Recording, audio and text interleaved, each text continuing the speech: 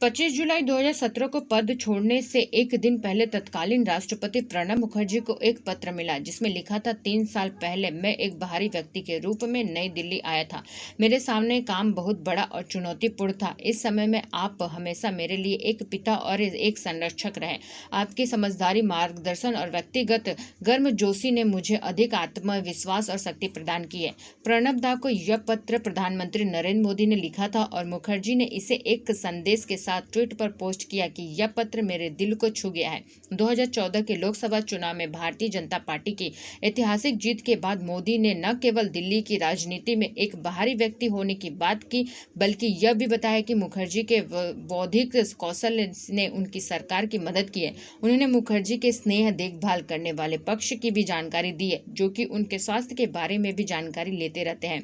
PM Modi और प्रणब मुखर्जी का आपसी समीकरण पूरी तरह से सौहार्दपूर्ण था, जबकि किसी राष्ट्रीय और प्रधानमंत्री के संबंध के प्रोटोकॉल द्वारा निर्धारित और शिष्टाचार की सीमाओं से परिभाषित होते हैं। दोनों नेताओं के सहयोगियों का कहना है कि उनके एक दूसरे के रिश्ते काफी अच्छे थे। उनके बीच किसी भी तरह का विवाद नहीं था, जैसा कि के.आर. नारायण और अटल बिहारी वाजपेयी सरकार या फिर एपीजे अब्दुल कलाम और मनमोहन सिंह सरकार के बीच था। पूर्व मंत्री और लेखक एम.जे. अकबर ने बताया है कि मुखर्जी और मोदी के बीच व्यक्तिगत समीकरण काफी शानदार थे।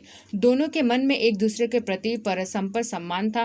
पीएम ने मुखर्जी के अनुभव को और राष्ट्रीय ने मोदी के दृष्टिकोण को महत्व दिया है। अतीत में पीएम और राष्ट्रपति के बीच में संघर्ष था, वह पूरी तरह से दोनों के बीच गायब था। दोनों के बीच आपसी समझ थी। जब भी मुखर्जी कुछ कहना चाहते थे, उन्होंने सहानुभूति के साथ बिना तीखी प्रतिक्रिया के साथ ऐसा किया है।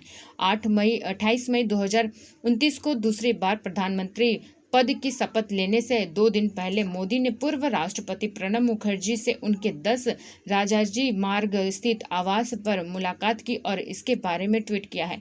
पीएम ने लिखा था, प्रणब दा से मिलना हमेशा एक समृद्ध अनुभव होता है। उनका ज्ञान और अंतर्दृष्टि अद्वितीय है। वह एक ऐसे राजनेता है जिन्होंने हमारे राष्ट्र के लिए अमिट योगदान दिया है। आज हमारी बैठक के दौरान उनका आशीर्वाद लिया है।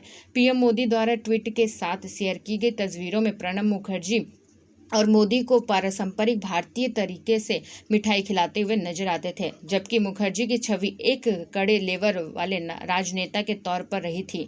Centre for studies of developing societies के संजय कुमार कहते हैं कि दोनों के बीच का रिश्ता अलग था। उन्होंने विभिन्न राजनीतिक विचारधाराओं से होने के बावजूद एक दूसरे के नेतृत्व गुणों के प्रति सम्मान दिखाया। मुखर्जी ने मोदी को एक बड़े नेता के रूप में पहचाना और मोदी ने उनके राजनीतिक कौशल और लंबी राजनीतिक पारी का सम्मान किया।